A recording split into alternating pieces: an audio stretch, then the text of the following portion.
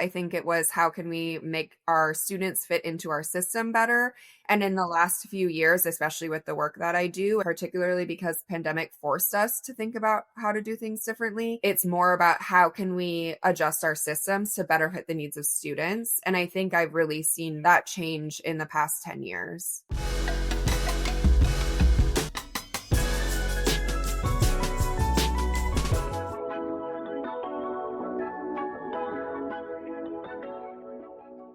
Welcome to Radical Cooperation. I'm your host, Dr. Michael Horowitz, Chancellor of the Community Solution Education System. Throughout my 40 years in higher education, I've seen firsthand how collaboration drives progress. Today, we're diving into a critical question. How can institutions design career-focused education that truly meets their community's needs?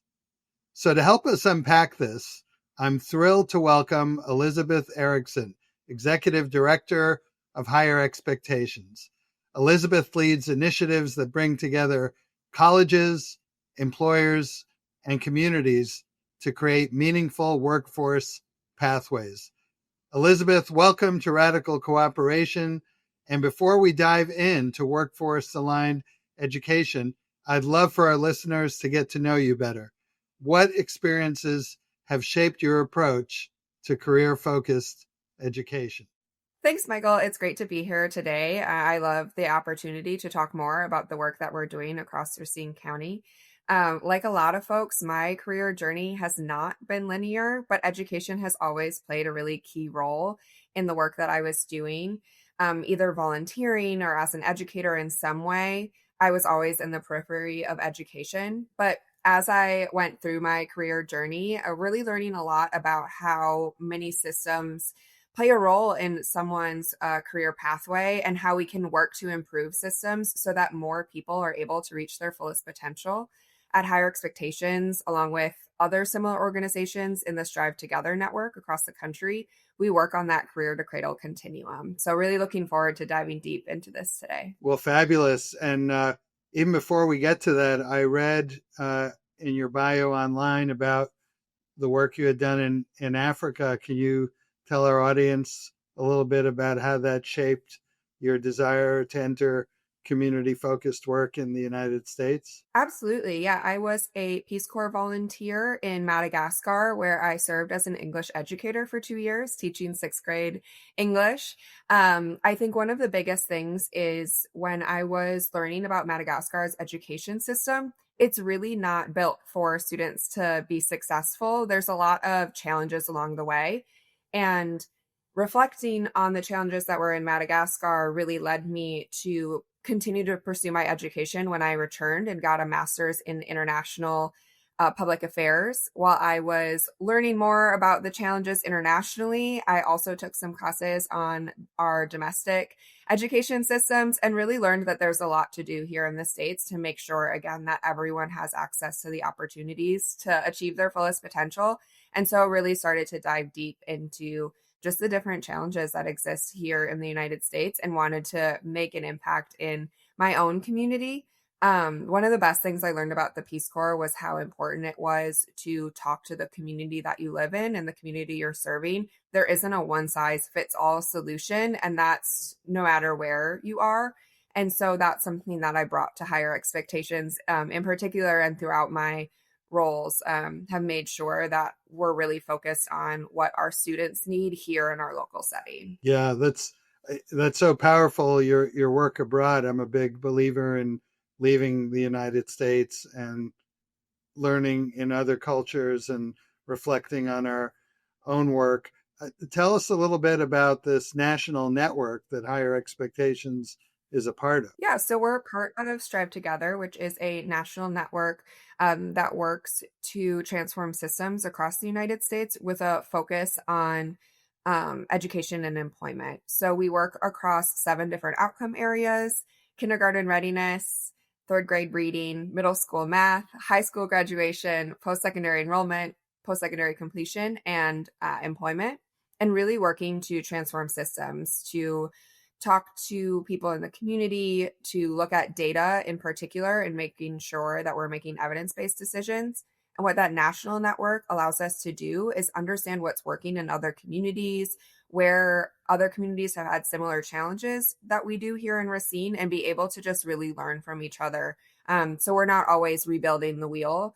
We're able to really grow from each other and learn more as we go. Those touch points you mentioned from kindergarten all the way to higher ed really illustrate how it has to be continuous work, because often we get to high school and we're unhappy, or we blame what happened before.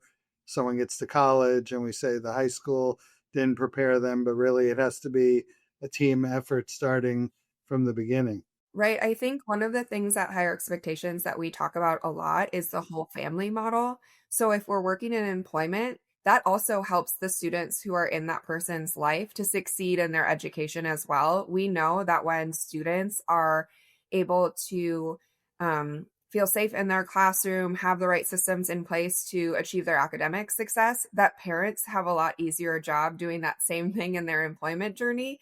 And when, again, parents are successful in their employment, they're much more able and available to help their students on their academic journey. So it's really a whole family picture that we're looking at when we're working across that continuum. Incredible. So what have you learned in your work thus far about how we can close that gap between student learning and the employment market and making that connection tighter? Yeah, I think the biggest thing that we have learned is how important that in-person experience is. Both students and employers are wanting to engage in hands-on learning. Students want to be able to tie what they're learning in a classroom to real-world experience. And our employers want students who have those experiences and can really start on day one and be ready to step into the workforce.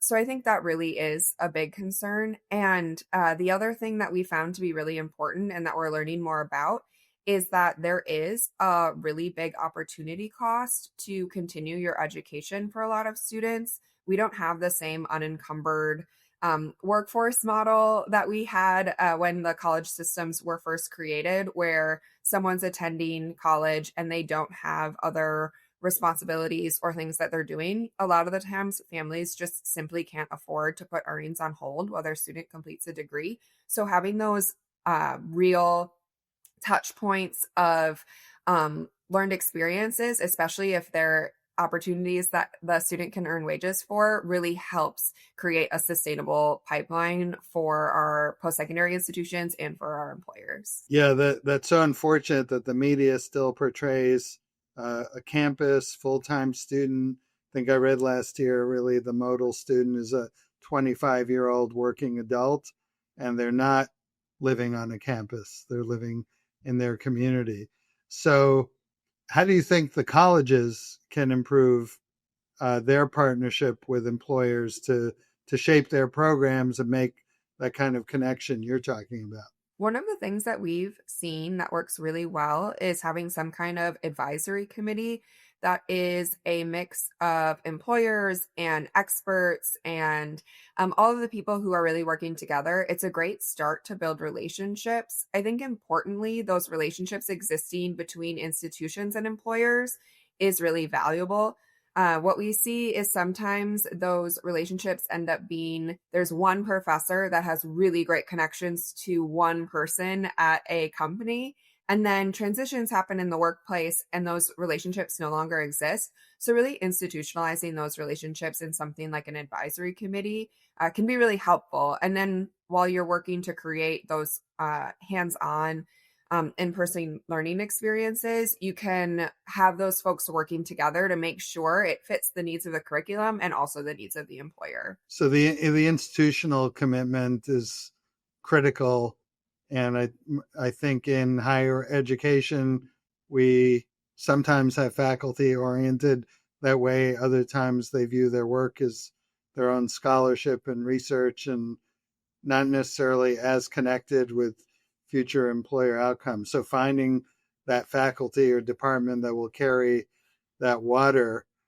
So I think you've implied this, but what can you expand on the role of internships, apprenticeships, and industry projects in preparing students for success? Yeah, I think one of the key things that we see, particularly because of the disruption of the pandemic for a lot of our students' education, is they can learn curriculum really well, but it's those experiences of having that hands-on learning with working with a non-homogeneous group, right? You can work on a group project in your classroom, but you're working with a bunch of college students who have a very similar path to you, have similar experiences often, or at least you're in the same place of life generally. But when you get students in those hands-on learning experiences with folks of varied experience at a workplace, they're really able to learn a lot more and learn more of those soft skills to really thrive in their workplace. They're starting to learn more about how to collaborate with people in different generations and with different past experiences. And they can just really apply their learning, which solidifies a lot of the things that they're learning in the classroom. Absolutely true. I reflect that recently I visited a college in Paris called Open Classrooms. They're now working in the US as well. They really start by putting the student into an apprenticeship or internship, and then they derive the coursework to support the skills needed in that workplace, almost taking it to the other end. But absolutely, it consolidates the learning, and then there are all those power skills you learn by being in a new setting. So is that the key part, do you think, of bridging the education to employment divide? Yeah, I think that's definitely one factor. I also think one thing that we hear a lot from students is uh, it was really wonderful to have so much of our post-secondary institutions pivot to remote learning during COVID. I think that was an exceptional thing that none of us thought could happen as quickly as it happened, right? But some of that transition back, there are a lot more hybrid or remote learning opportunities. And unfortunately, for students who do have to work while they attend school, those remote options are much more available and much more flexible, but they don't get that same experience of learning in person and getting that hands-on experience. And so that's something that we are working with our post-secondary institutions on as well, of how can we make sure that that flexibility that we know was very beneficial and still is very beneficial for a lot of students in remote and hybrid learning still comes with those in-person experiences. So kind of marrying those two options so that we can have something that's more accessible for all of our students. Yeah, overwhelmingly at our 6 universities, students will choose that hybrid format if it's available. Now, almost all of our programs have a clinical or field requirement, so they are going to get that. I also think we have to be more innovative and advance how we're using the remote instruction, using different forms of virtual reality and instructional technology. So we have to do better with that. Now, I know you work, I think, specifically with UW Parkside.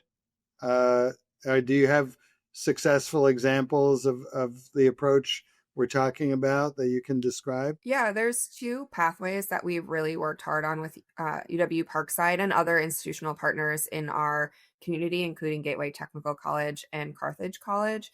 Those two pathways are education, where we particularly are looking at that high school to post-secondary to career journey. If there's students that are interested in education, having them start to earn college credits while they are still in high school that are focused on education. And so really leading them towards that path to continue their education at one of our local universities. And then also tying the end of their journey coming back to the district to teach. And that's been really successful.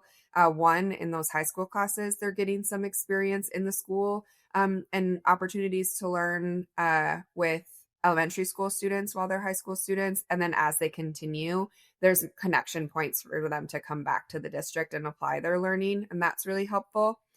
The other area is in healthcare, and particularly with nursing. We have a really great partnership between Ascension Hospital here in Racine and UW Parkside that is some hands-on learning, and importantly, that mentorship.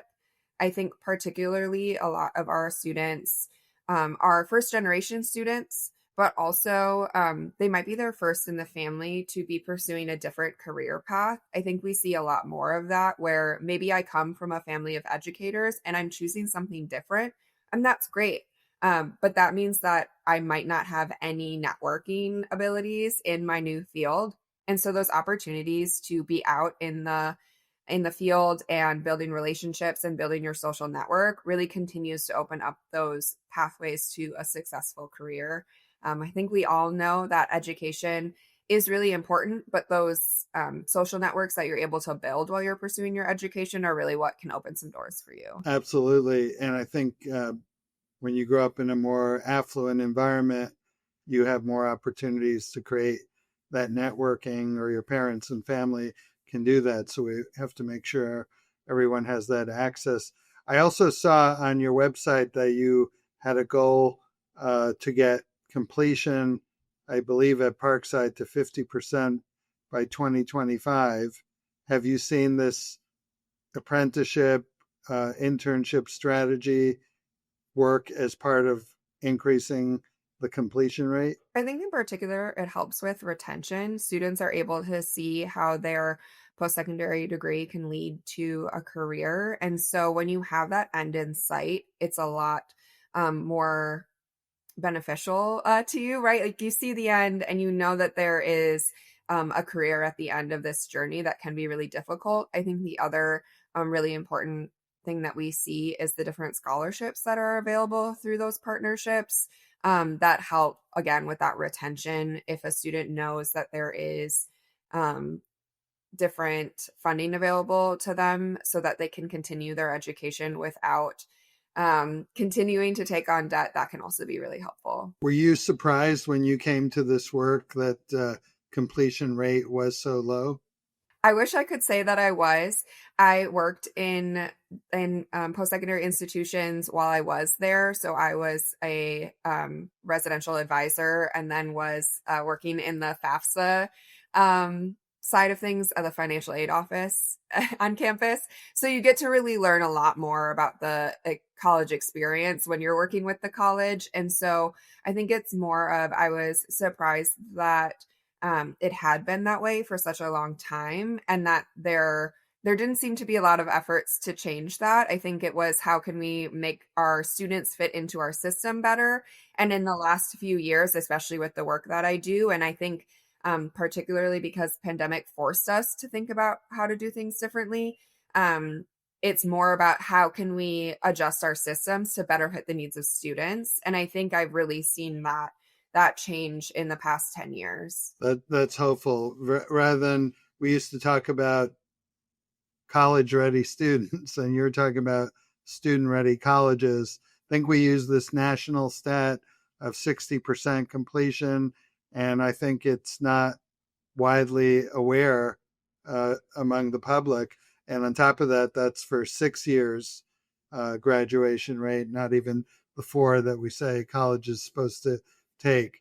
So how do you see growing these models at scale? Yeah, I think one of the really important things is to be documenting those processes and documenting the continuous improvement of a pilot. So you're able to really show what are the things that worked.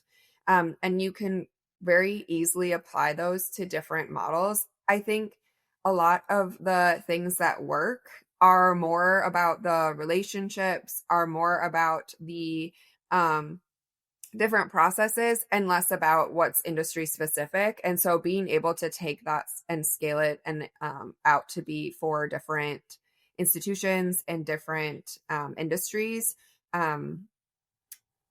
is not the most challenging thing. Is building those relationships. All of the time we say in this work moves as fast as trust does.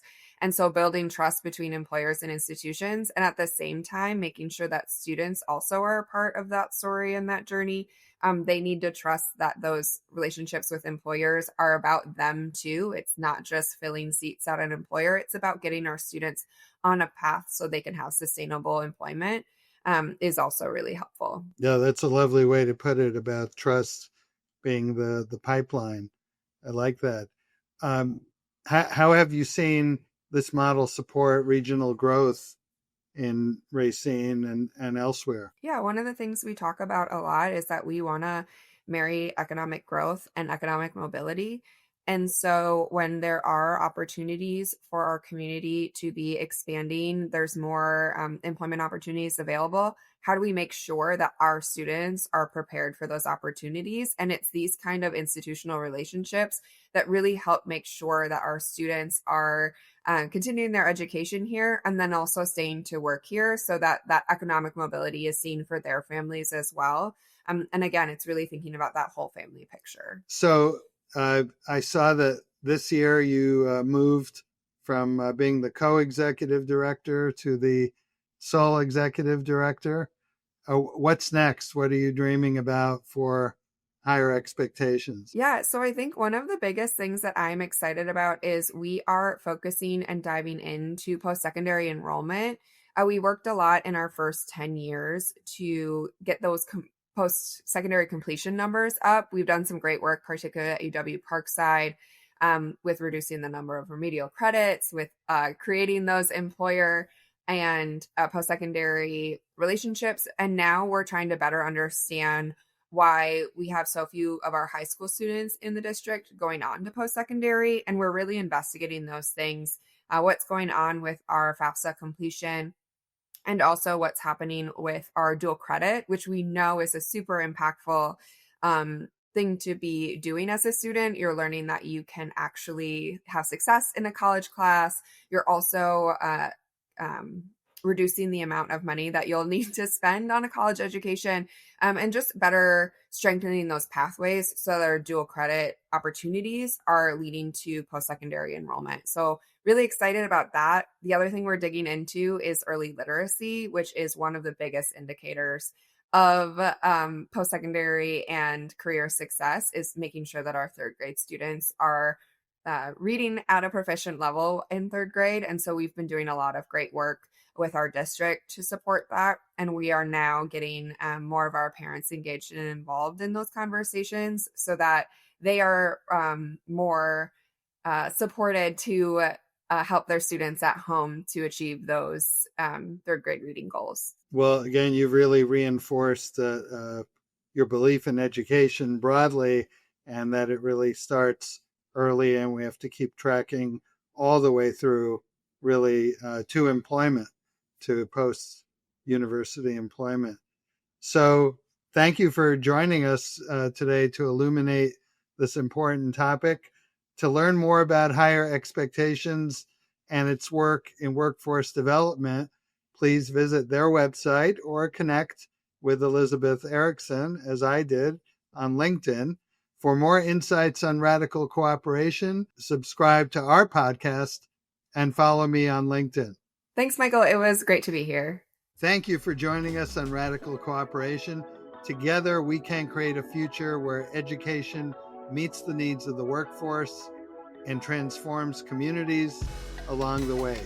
See you next time.